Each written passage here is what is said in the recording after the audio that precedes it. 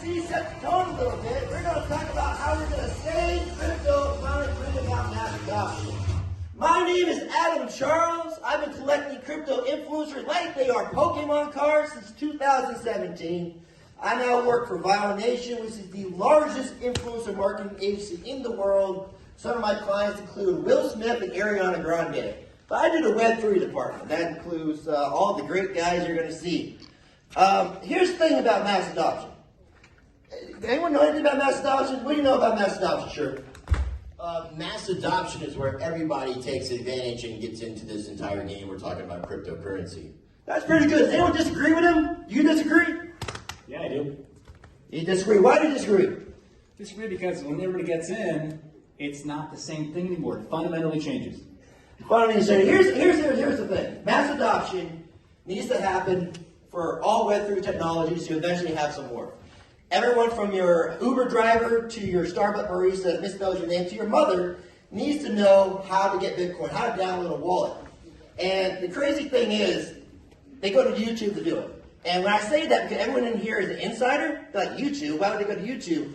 Because the alternative is Googling, how do I get Bitcoin? And then being harassed by terminology you don't understand, and then before you know it, you're reading a white paper, it looks like a trigonometry textbook, right? When my car breaks down the side of the road, I need to change the tire. I Google how to change the tire, it leads me to YouTube, and I watch a video. I was raised by a single mother. I had to go to YouTube to learn how to shake, because no one showed me. Same thing, when people want to know what is an NFT, they type it in, end up on YouTube, before you know it, they're buying Bitcoin off the exchange. YouTube is important. But we've been saying that crypto is going to be mass adopted since 2017. Haven't we been saying that? How long have we been saying it? I don't know. When was the first time you said crypto going to be mass adopted? 2017. 2017. Anyone say 2018? 2019? We've been saying it for a while. It hasn't happened yet. Why hasn't it happened? Maybe because crypto is complicated. Maybe because when someone Googles what is crypto, they end up on a white paper that looks like a math problem. But NFTs, Metaverses, Ready Player One, gaming, these are easier things to understand. They can be a gateway drug to cryptocurrency, and that's what we're going to talk about. So without further ado, I'm going to bring out my panelists.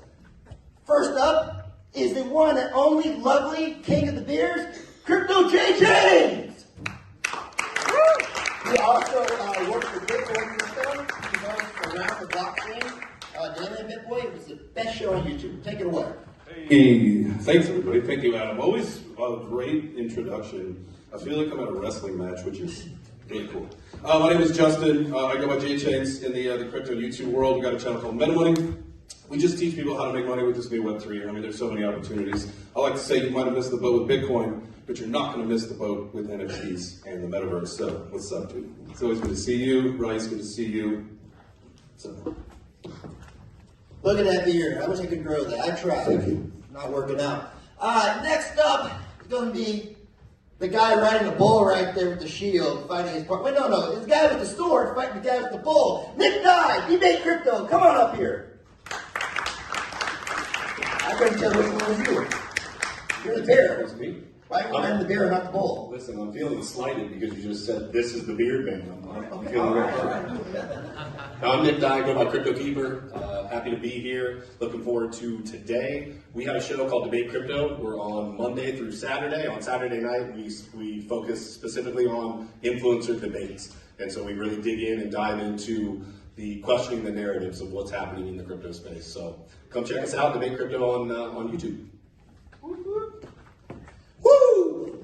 All right, the next two guys up here are really special. They are technically the second largest influencer or content creator, you want to call them that, on YouTube. But when you take into account all their socials, they have an argument to be the #1 influencer in all of crypto. They're also two very attractive Hollywood movie stars. Altcoin Daily, Austin, Aaron, Arnold, get up here.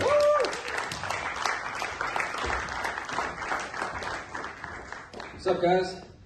What's up? Great to see everybody. Hey, thanks, Adam. Thank you for leaving me hanging. Adam's the man. Great host. Anyway, yeah, Altcoin Daily on YouTube. Come at the market from every man's perspective, break down news, give our opinion, and we always thought if cryptocurrency is for everybody, surely we can figure it out and bring everybody along with us. Thank you guys for showing up today, being part of this conversation. Many more to come on Altcoin Daily. The reason you subscribe is because we cover the cryptocurrency news that the mainstream media won't, and other maybe financial or tech channels can't break it down as easily, and we cover it for the common person. So thank you. Thank you. Woo! Woo! Yeah. Look at that shirt. That shirt is loud. I love it. Adam, is somebody going to fly off the top ropes during this time? Be quiet. Sorry. Next up is, you guys might be familiar with Token Metrics, but you're probably more familiar with Ian Molina. Ian Molina was the very first content creator. He trailblazed for all these guys to be on stage. Now, Ian Molina, it's possible that none of these guys will be on stage right now. Ian was on the talk before us. He's a little exhausted, but he also has a channel called Token Metrics. It is run by this awesome guy, Bill Noble.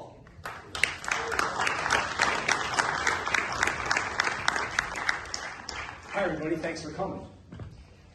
I work for Token Metrics, and I host something called the Market Update. What is that? Well, I tell you what's happening clearly, and then I try to tell you where it's going next. Okay? So, not investment advice, not the crystal ball. What's happening? What's happening? What's happening? Well, right now they're marking it down, right? Making it cheap. So all of these people in the audience can afford to get involved. Everybody watching on TV can afford a ticket to the show. So we do less news. We do a lot of complicated data. Even you, man. Even you. Even dad that's got a daughter going to medical school. So tune in for the market update. Thank you. Bill Noble, everyone. All right, the next guy is very interesting. He's actually a former NFL player. And you see this man, you don't know he means business. Moon Daddy, get on up here.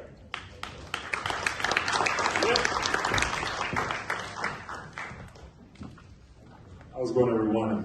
Moon Daddy, aka Ramel Connor. I'm a co-founder of the Moonwalker ecosystem. We consider ourselves different because we're full transparency. Also, I create content, crypto content. It's Crypto RC. Looking forward to talking to everyone.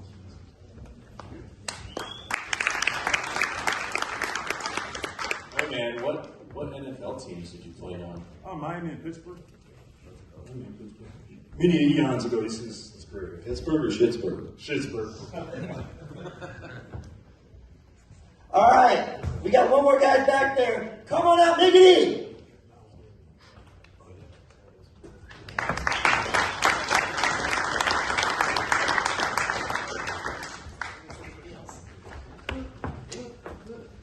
You have to say something, maybe.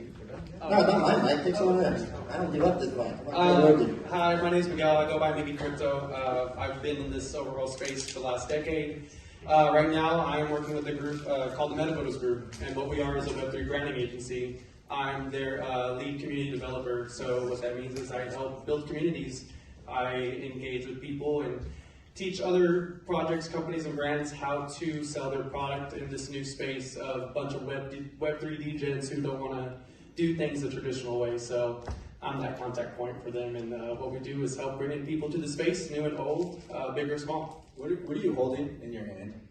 This is my Buffy Corn from ETH Denver. I got it in February, and I've been trolling ETH Denver ever since, bringing him to every conference. So he goes with me everywhere I go, to all the crypto space. And he'll eventually have his own Twitter and his own Instagram, but he's my conference buddy. I couldn't find any real people to come with me, so he's the only one that didn't have That's so sad, man. Come on. He's the only one that didn't have he didn't have a regular job and a regular hours, so he's always free. All right, cool. Hey, that's everyone. Let's start the panel. I don't have a separate seat for him. You're going to have to hold him like a baby. All right, so I guess the first question I have is, what's the deal with mass adoption? When was the first time someone came up to you and said, hey, crypto's going to be mass adoption? Do you remember the first time you had your first conversation? James, go. For me, it was 2017. Whoever in the crowd had said it when Adam asked, we were saying the same thing backstage. It's 2017, and we've been saying this, I feel like now for years. It's, crypto's not going to be mass adopted until it's as easy as swiping your credit card, because what's the point of making it harder, right? Well, that's what I think, and kind of what this whole panel is all about is, with the inception of blockchain gaming, with the Metaverse, play to earn, all that stuff. Like it gets people into crypto, into blockchain, at a very easy barrier to entry, right? Like it sucks now, like this stepping up, it's the rewards on it have gone way down, but people have found out about crypto through being active, which I think this is a phenomenal thing for the space. The mechanics of the play to earn ecosystem have to get better, 100%. Like the longevity of some of these projects they're just going to die out because they have to work on that. But building these programs and these platforms and these ecosystems, it's all about getting normal people into the space without even realizing. You just played a video game, right? Well, you just earned some money. Shit, that's awesome. Aaron, it looks like you had something to say. Well, I was just going to say, crypto has come a long way since 2017, let alone 2014 or 2009. We haven't made a lot of progress. Anybody agree? The Lightning Network crushed it. I would add on, guys, Austin of the Aaron Austin crew, Austin Aaron. But I would say that, and because mass adoption hasn't arrived yet, that's the opportunity, right? If we're already there, then there wouldn't be any risks, there wouldn't be opportunity to maybe find, where this space will be here 5-10 years from now. So I like that it's taking, it doesn't happen overnight, and the market's working itself out in real time right now. And there's this concept, maybe one of you guys know the name of it, where humans tend to overestimate, what's going to happen in the short term, and then underestimate the effects in the long term. And I think that's where we are right now. Just like you could say in the middle of the '90s with the internet, why haven't we got mass adoption yet? But it came a long way since the '80s, and it just takes some time. The 80s were great. They wore pants like Miggity. Miggity, when was the first time you heard about mass adoption? Why do you think it hasn't happened yet? Oh, it's just Mickey. But I like Miggity. No, there was a guy called Miggity Miner. I that like was a it. YouTuber. No, that's totally cool. He got banned from YouTube, so it's hard to differentiate. I'm sorry. Shout out Miggity Miner wherever you are. Miggity, go. Well, for me, being in the space so long, there wasn't, we heard people talk about mass adoption, but there wasn't a really big push to it because there wasn't as much, there wasn't as many tools or platforms to utilize. So for me, this last year with the adoption of NFTs, that's where I've heard the word being used the most. Every NFT project, they're the project that's going to create mass adoption. But the only problem that I see is just there's not a lot of thought into what the infrastructure needs. But because we have the ease of NFTs for people to get involved and think that they're going to be the one creating mass adoption, shows that we're at least on the right track. Because the easier as it gets, as they were talking about, the more people will be able to use it.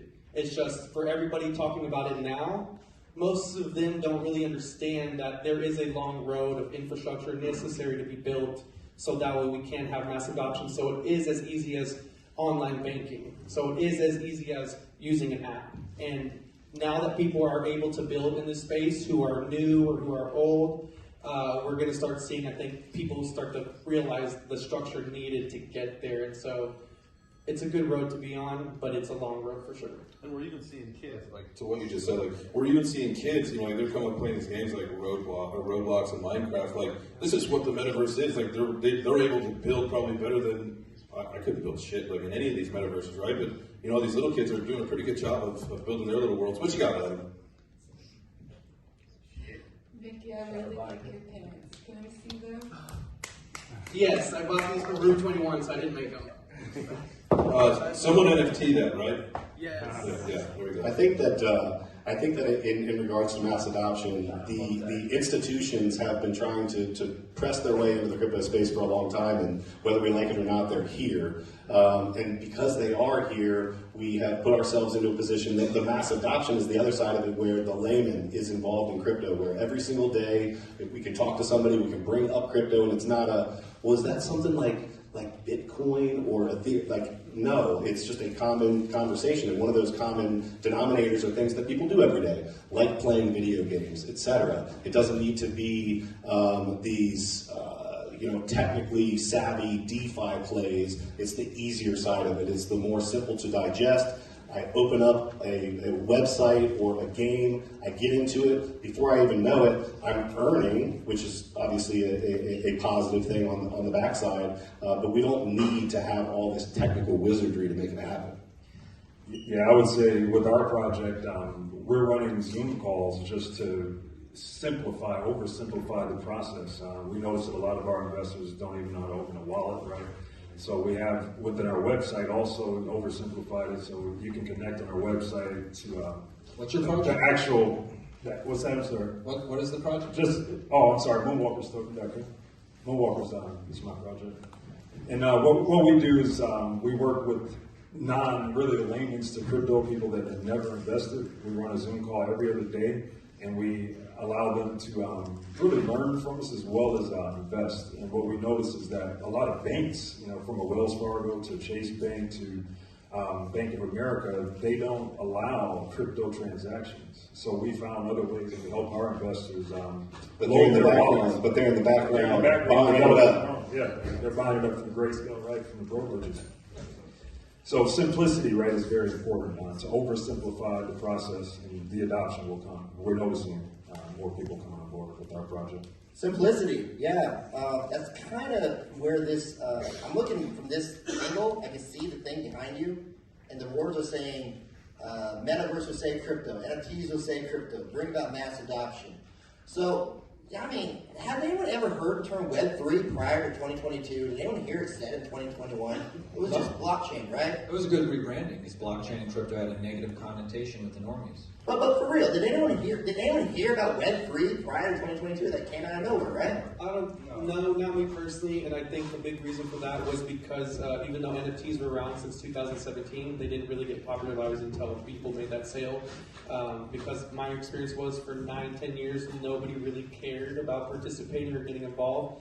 The minute that Beeple sale happened, everybody kind of realized, like, oh crap, we can get involved. It really can be a little bit more simple, and so I think seeing the tools provided enabled some people to understand how the internet progresses, and so they were able to see the technology that was there, the old technology, and then they branded it the Web3 space. And that couldn't happen. Web3 is a simple term. It means anything blockchain related, right? Metaverses, NFTs, blockchain gaming, even DAOs and stuff. So I would ask you to get this back on track: is how will these new concepts, so maybe funner, a little more off-the-wall concepts, help with mass adoption to the general audience? Well, what's going to happen? I mean, with the general audience, maybe is one thing, but when you think about kind of the humanity, the ecosystem of business, with everything we do, right? Like, if you start to see these companies shift over to a Web3 mindset where they're putting all their stuff on the blockchain, it's going to be shit or get off the pot for these other companies.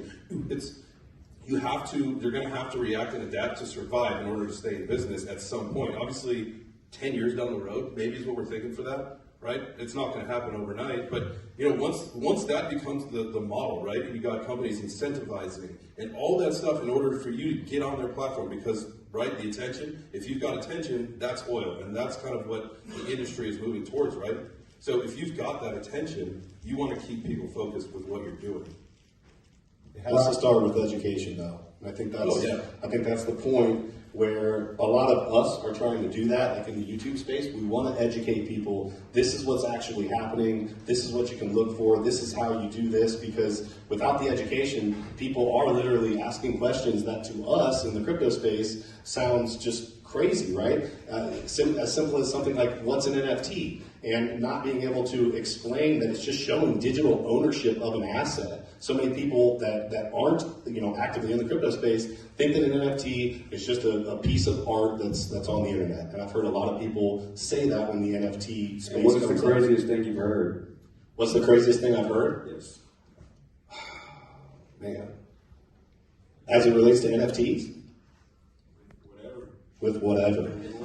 I guess to me, it sounds crazy that people that not everybody is already looking at and been into crypto. That's my mindset. I've been in about 5.5 years or so, and to me, I feel like it's inundated. It's into my life, and I feel like when I walk around and I'm talking to people, I should be able to have that conversation. But I see it every single day. I was on the little bus on the way to the airport, and the guy was like, "Yeah, what do you do?" And I talked to him for a second about what I did, and he was like, "Oh, is that like that digital like weird cash thing, and I'm like, yeah, we'll work on that. Here, let me give you my my YouTube page. You can jump on there. I think it's education. And that's how it's done. Like I was saying in my intro, when my tire breaks off on the side of the road, I need to change it. I go to YouTube to figure it out. Yeah. What do you think when someone wants Bitcoin? Where they go? You think they take the time to learn all the terminology so they can read some crummy article on Cointelegraph? Yes, Cointelegraph. I called you out for crummy articles. No, they go to YouTube and hear it from relatable people like Bill Noble. Bill, when people come to your channel and they're asking questions, how do you dumb it down? How do you simplify it? Or do you think it even needs to be simplified? All right, let's try this. So you got to solve a really big problem at a really affordable price. So you wanted an iPhone because you don't want to carry an iPod and a BlackBerry. Okay. So an iPhone's $1,500. How do you make that affordable? Well, you have a $25 a month payment plan from AT&T, and all of a sudden, the world is mesmerized with their newsfeed on the iPhone that they can't live without. So how do you make the gateway to Web3? Well, first of all, you got to offer people a cheap ticket. How do you offer people a cheap ticket? Well, you have to drive cryptocurrencies, or you have to be okay with cryptocurrencies going down. Because if cryptocurrencies go down, everybody in the audience goes, hey, I can buy a ticket. Okay, buy a ticket to what? Well, how about sanity? How about sanity, right? I mean, there's two types of therapy that work, right? Psychotherapy and retail therapy, okay? So somebody goes, okay, I want to go shopping. Well, you can go shopping in the Metaverse. And you're like, really? Yeah, you go in, you go to the Metaverse, you take your little ticket, you buy an NFT of a camouflage jacket, or those Air Jordans, or my colleague's pants down there. And then the next thing you know, after you bought your little digital good, you're like, oh, wow, I got a collectible. Then the doorbell goes ding dong. And guess what? The pants, the jacket, it shows up. It's got a QR code on it, tells you about the artist. Next thing you know, you are cool. And then, let's talk about sanity. When the retailers figure it out, and you're shopping online, well, maybe they donate a little money so that you can go in a metaverse or an artificial reality, and maybe they have an AI version of Sigmund Freud. So if you're sad and lonely, you got somebody to talk to. So rich people shop, rich people are cool, you can be cool. You can buy a digital shirt or you can buy a real shirt. And then the next thing you know, people are like, wow, I really want this, I want to learn this crypto thing because it's making me sane and happy. And it's fun. And I got to learn about wallets and crypto? Oh, I don't care about that. Like stepping, right? Oh, you mean you're going to pay me to work out? Hey, Bill. So listening to you is say that. First of all, it's very engaging. I feel like I owe like a mobster money, and he's giving me a speech where he blows my brains out. But you said something that is very, very true. It's a gateway drug. These crazy things, they're so crazy and they're so interesting. And they're just so fun that you're buying digital pants, those pants, in the metaverse, and now you own some type of crypto. Before you know it, you're investing in Bitcoin, Ethereum, and you're making money, and you're becoming financially stable, and you're supporting your family. Moon Daddy, what do you think about that? You think that all this crazy stuff, the metaverse and NFTs, and maybe things getting integrated into gaming is helping attract people who normally wouldn't be attracted to just cryptocurrency by itself? Yeah, for sure. It's part of our roadmap. We're working on games that are kind of retro. So, example like a Contra, right? Those. What's the code? Left, right, left, down. right, up, down, right, left, right. Got it. But it just sparks nostalgia. Just kind of to his point. People remember those times, and they can attach a memory with the current state, what's going on right now. So the adoption will definitely come with things that spark the emotions of feeling good. So. J-Chains. Yes, sir. Why did your hat say lazy? Oh, you guys familiar with the Lazy Lions NFT project? Yeah, I'm a lazy hat. You're a lazy hat. Shout out to my homies. Hey, but lazy hat, you have to have strong opinions, being that your channel is called MetaMoney. How do you think the metaverse is helping with the adoption of cryptocurrency amongst general humanity? Well, again, like I was saying earlier, it's It's the idea of where we're going, I think, is probably the most important thing, and I appreciate your question, Adam. You know, the idea with the metaverse and where we are is that it's an idea, it's a lot of concepts, it's a lot of, you know, studio-built trailers that are all hype. I mean, there's a few platforms that are out that you can actually get into and, you know, do what you're intended to do within their ecosystem. But for the most part, I mean, like, you know, with like Bitcoin Crypto, we have an estate in Sandbox. We've been building on it for like 3 years. We still can't get into it. You know, like you can't do anything with it. So like we're years out, you know, on some of these other metaverses. I think Why would someone live in the metaverse? Why would they? Yeah. Well, that's a great question, man. I think it all depends on like, you know, who you are or what you do. Like say you can't leave your house for whatever reason, you know, and you get an opportunity to, you know, work or get educated within an ecosystem. And I listened to a talk by Rob Paul say, this was several months ago, he said, you're already living in the metaverse, right? Like, you know, when you're on a Zoom call, when you're on a FaceTime, like these are just digital re-representations of our voice and our face. So like, we're kind of already there, right? So don't be afraid of it. So don't be afraid of living in the metaverse. Am I going to live in the metaverse? No, I'd rather give someone a hug in real life than over a computer, you know? But for some people, it's going to be like how they need to feel accepted or welcomed or on an even level playing field with a lot of other people. So there's potential for it to really take off like Ready Player One. I think once we get to like that, where like you're in Nebraska, but you boomed yourself right into that seat right there, you're sitting in an auditorium and you could shake hands with the person next to you. Like we're way off from, you know, where people could live there. But, you know. Austin, why would you live in the metaverse? Why would your audience want to live in the metaverse?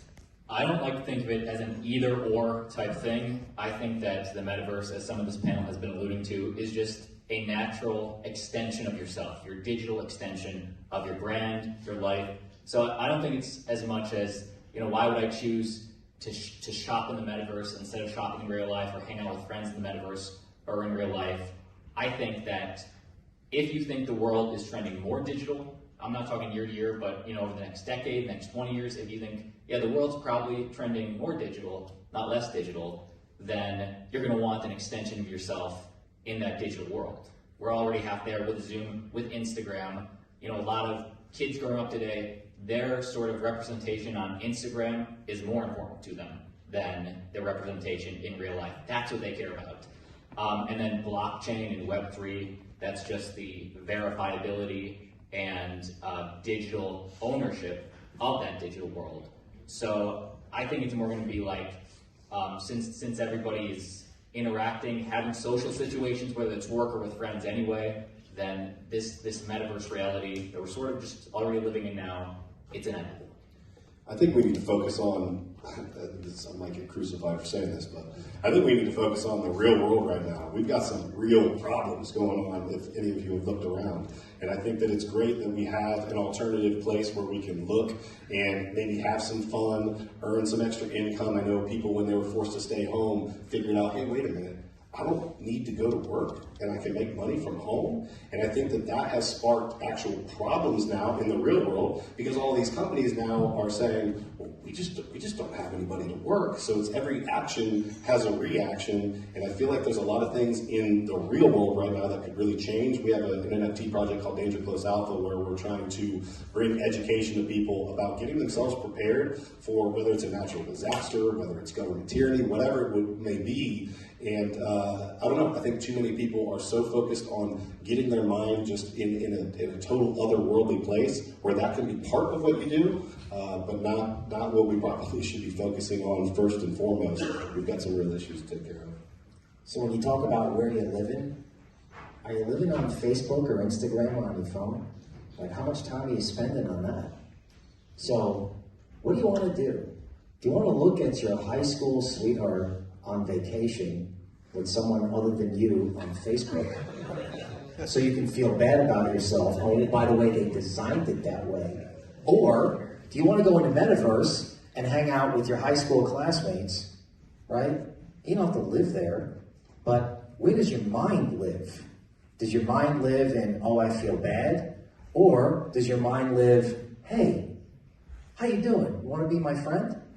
And if you're not comfortable doing that in person, maybe you can do it in a metaverse in a way that doesn't put you in Zuckerberg's control. Can I just get a quick show of hands? If Bill just makes you like very calm when he talks, can you just raise your hand? Yeah. That's what I thought. I feel very calm. Calmly uncomfortable. Do you think there are any users? Hey, this guy has a mic. We'll come to you later. Go ahead. Do you think there are users of the metaverse that aren't aware about cryptocurrency or don't care about cryptocurrency? Certainly, there are users. I mean, the metaverse is, obviously kind of this catch-all term, like the cyberspace, and if you're in Zoom or playing a video game, you're in the metaverse. But as time goes on, and I think people will choose to, part of the promise of Web3 is instead of just read and write, you can own your items, and as that develops, people are going to be more inclined to own their items rather than just pay money and actually don't own anything. And to the question of, why would somebody choose to do things in the metaverse? I just think we're so early with humanity in the digital age in general. I mean, YouTube only invented in 2005. It's not even 21 yet. Obviously, it can't drink. It can't drink yet, and it's just as the world trends more digital. Kids today they have like 10 friends they can like bring to their house and show them their collection. But online, you can show your hundreds of friends your collection. People are going to opt into more online items more and more. JJ, how many friends you got? None. Moondaddy, how many friends you got? You gotta have more than none. Got one or two, but I was going to say in an ad also the educational part, right? Kids can be in Saint-Tropez, they can travel outside of their neighborhood, right? It's educational applications as well, just traveling the world online with your friends, seeing things that you weren't exposed to. I think of inner city kids, I'm from Chicago originally, and most kids there, they don't leave the city of Chicago. But with this, with these applications in the future, they can travel all over the world and expand upon, their imagination and, have some things to be hopeful for. Moondaddy, what is the future for Web3 security in an age where everyone is getting hacked now? Don't you think that would bring adoption quicker? The security aspect, bringing adoption quicker, the more secure it is, the better, right? Something we're working on with our projects is to have ongoing vulnerability checks with a couple different security companies. So it's very important. Security is number one. Also, we educate people just in regards to not connecting to, a potential website like they have a peatsale.com, right? We've had some of our investors connect to, just the simple education of things like that, right, is very important. The reality on security, I think, whether we like to admit this or not, the majority of people that get hacked, they didn't so much get hacked as they did make a really stupid decision and clicked on something that they shouldn't have. We don't like to admit that, but that's just a fact. Something came up, I looked at it, it looked legit. I really thought I was going to make some money really fast, so I said, heck yeah, I'm on it. Let's connect my wallet there and let's go. Like for example, on OpenSea, you open up your hidden, your hidden NFTs, and you've got all these NFTs in your wallet, and it's enticing. It's like, oh, I didn't even know I had these. Where did these come from? Well, there's probably a good chance you shouldn't click on that because you're going to have issues. We had a member of our private group that just lost like 70 grand, and he did exactly that. And I was sick to my stomach. He called me. It was like 10 o'clock at night on a Sunday night. I'm laying in bed watching TV, and I took the call because I was like, you've got to be kidding me. This is awful. And I walked him through all the things he had done in the last week, trying to figure out what happened. Well, there it was, the magical NFTs that he received in his wallet just lost him about $70,000. So be freaking careful. Yeah, and I think with that, the biggest thing about cybersecurity is what is, an underlying theme is the education factor. I was recently at a technology summit, which were all corporate structured cybersecurity companies, data management companies who have existed in the Web2 space and have had lots of experience doing these types of things. And I was like the only degen nerd there who did crypto stuff. And so I went to every booth. There's like 45, 50 booths. Spoke to every single company there. And the first thing I asked them was their level of involvement with the blockchain and whether or not they were interested if they were not involved. And so here you can see where the big play in education is very under-supported, because a lot of them, the reasons, like the very few that were involved because they were hired by a crypto company. The other ones, they didn't know how to get involved, They didn't know who to connect to and how to get involved with the community that's emerging in this Web3 space. So that's when we see education on an individual level can not only protect you as a consumer, can not only protect you as a consumer, to protect you from having wallet hacks, but it can ensure security for bigger brands and companies who want to get involved. Because even the security companies out there, they don't know about this kind of stuff, and they're trying to learn too. Yeah. Or they do. I'm getting prompted by the MC here to be vicious. I just want to piggyback on the back here is how do we increase accountability as well? Because I see that as being a real hurdle for onboarding people who see the space as just scammy. For me personally, I think that's a big part of the education factor because the blockchain itself is self-accountable. The metrics and the algorithms involved do that without bias, without opinion. It's all automated and flawless. And so utilizing blockchains that are already have existed and have tenure and building off of that is number one. And then from there, you can create many other solutions into that fact. But the accountability is on the blockchain, the verifiability, and teaching people that that's the most important function of cryptocurrency or NFTs is where you can really get into that security measure, because if you understand that, then you can build additional securities on top of that, and then you have furthermore accountability, which is why the financial system is so desperately needing this, because the biggest problem with the banking systems is the lack of accountability, and the blockchain, specifically like things like Bitcoin, have the technology to change that because it's completely accountable in every way and it's automated. The banking institutions aren't ready to educate people, and here's the reason. They're trying to they see the writing on the wall. It's right there. But they are trying to position themselves in markets like right now when prices are low to get themselves positioned to be able to do what? Make gains. And that's what they're trying to do. They don't want to educate you yet. We want to educate you. These financial institutions do not want to educate you. They look at crypto as their ultimate, what's the word I'm looking for? They look at it as a huge opportunity long term, but short term they're looking at it as, oh my gosh, this is dangerous. This is going to lose us money. Decentralized finance is taking money out of our hands every single day. We have to figure out how to position ourselves before we educate anybody. The moment that the banks start giving you crypto education, y'all better start paying attention. Hey, she's got something. Hey, she said hi. You talked over. Oh, I'm sorry. So speaking of educating people and pretty much meeting them where they are, I learned a lot about crypto, when it first came out on YouTube. So how are you guys using your shows to educate people that might not know about what you're doing? Might not know the basis of crypto. You mean they're the beginners? Well, the first thing the beginners have to learn is that it can go up and down. Seriously. Well, yeah, crypto Right. can, but that's the thing. Like crypto can, but like I think the whole basis of this conversation is not like with NFTs and with Metaverse and like getting into like these play-to-earn games. Like you can stop paying attention to the freaking price of Bitcoin and ETH and whatever, and you can just like get involved in the ecosystem, start building, creating, do something. Don't just sit there with it's not Blockfolio. What is it? FTX now. Don't just sit there and refresh your portfolio. That's the thing. Like, who cares about what the price is? Get involved and do something so that you don't have to worry about that. So when it is a shit market like we're in right now, you're building your stacks. So then when we are back, guess what? You're in a better position than you are today. That's the whole thing. Don't worry about the price. Thank you. And don't invest what you need to pay your rent.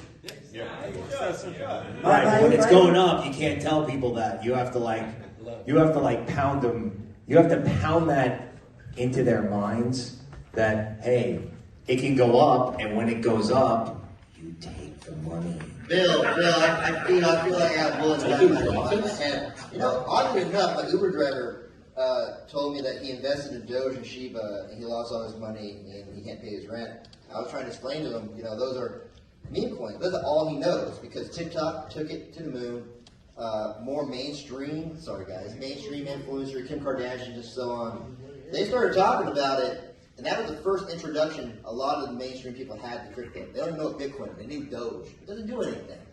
So, with mass adoption, you need an entry point. What do you think is the proper entry point? It ain't Doge.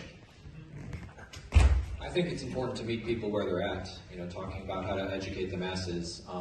Just talking normal people in general, you become acutely aware. Yeah, a lot of people come in and just know about Doge, and I think obviously you start with why Bitcoin's valuable, how it started in the space. You move on to Ethereum and what it can do, and then I think you talk about just showing social proof. Visa using Ethereum rails for stablecoin, or different people buying Bitcoin, and you really tailor it to the people and what they're interested in. To answer the young lady's question more directly and kind of touch on this one, what I do with the Meta Builders group is we provide a turnkey solution for brands, companies, individual artists to get involved with the space at any level that they want to. And so one of those things is I'm building a channel. It's starting on YouTube called Crypto, and what I do is create content. It's either me walking through a platform or a project that I believe in or that I like, going through all the functions of what is necessary, how to get the wallet, how to get the crypto, how to buy the NFT, how to play the game, how to use the platform, how to log in, all these things. And just by creating this content, giving people at least an area to go to that is not subjective, non-biased, that it's literally this is what the project is and this is how you access it, and doing that for individual projects as well, because that's a very key thing when engaging in a community. I got a question, a serious one for you. Metaverse and regulation, that's what I really want to know about. We haven't talked about that much. What do you guys feel about that? What does that look like? Is it going to hinder us, help us? Govern me harder, Daddy. Woo! Nobody That's a deep one. Nobody wants regulation for the metaverse. Don't say anything. Don't get the FBI on your butt. Answer that question, Jay James. I was saying, no way, man. Nobody wants regulation No, for the I'm metaverse. saying it's coming. We don't care. I mean, on the crypto side of it, yes, obviously because it's price action and stuff, and if you're investing in a project, yeah, but I mean, we have to have it. We've seen what's happening. You're asking questions with the scams and the rug pulls and all that stuff. It's until there's regulation, unfortunately. Did anybody go to Bitcoin 2022 this year? Have you gone in years past? Yeah. It's no longer a movement, right? It's an industry. Right. It's an industry now. It's that big. So we need regulation in this industry so that people don't get robbed, so that people don't lose everything that they've got because they're putting everything into it. We can regulate ourselves too, though. That's the goal. That sounds good, but we've proven that we can't regulate ourselves. We can't do that. You can regulate, but who polices the metaverse? You got a metaverse house. How do you prevent somebody from breaking in or there you go? That's what stealing your fungible that's what token? I'm wondering. What does that look like? How do we regulate that? Well, it's isn't it like a sci-fi movie where there's got to be a digital cop, or there's got to be civilians who help police themselves, like a neighborhood watch that's not a bunch of weirdos. It's people who believe in crypto. Not a bunch of weirdos like this, but still weirdos who believe in crypto. Like this. So, hey, that's awesome. Does anyone have any closing statements before I do my wrap up? And everyone here knows what it is, so for this guy shouldn't be surprised. Who goes first? I think to kind of touch up on his question too. Like 30 seconds, brother. I think the biggest thing we'll see in regulation is more adoption and use of this technology so that way we can govern more systems ourselves through DAOs and systematic structures, so that way we can work with industries to regulate, but also work with the communities to help police that regulation and work for everybody. Well said. Get educated, get educated, get educated. It solves all these problems. Woo! Yeah, hey! What's your name again? Crypto. Miggy Crypto. Hey, I just met Miggy Crypto today. He's not usually one of my guys, but hey, you got a lot of good things to say. So this is how we do our wrap-ups all the time. You're going to love this. It starts with you. We're going to turn to the left and say something nice about the guy to your left. Go ahead. Man, you definitely got a lot going on and you know a lot. I appreciate your ability to educate and onboard people because we need more people like that. That's very kind of you. I appreciate you, Miggy. Thank you. Moonwalkers. Hey, Chi-Town, what's up? I'm from there as well. I noticed the red and black. I love your perspective. I love that you did something professionally in the athletic world, in your previous life, but you're here. So that means you've got a platform, you've got a voice, you've got an audience, and you're using it, hopefully wisely to benefit the space and to benefit the people that are getting it. So good on you. Much appreciated, my brother. Young man, I'm jealous of your beard. I'm 40. I'll be 45 this month. I can't grow one. So number one, you have the sickest beard. I need to get one. Thank you. Number one. But no, it's been a great experience. And once again, it's just about elementary learning from the basics, right? And understanding red flags, really. That's something we educate our people in our Telegram with. Educate yourselves and understand what is a potential red flag for losing your freaking money. I love on Altcoin Daily. I want to see what's going on any given day. I can come and get an easily digestible video that's like not an hour long, and I come to you for it. So I appreciate that. Appreciate that, man. Do you say you love him? That's what you're saying? I actually tell all of the people that follow us at the end of all of our shows, if nobody's told you before today, and I'll tell you all this, I freaking love you. I hope you guys have a great day. I love you too. To my brother,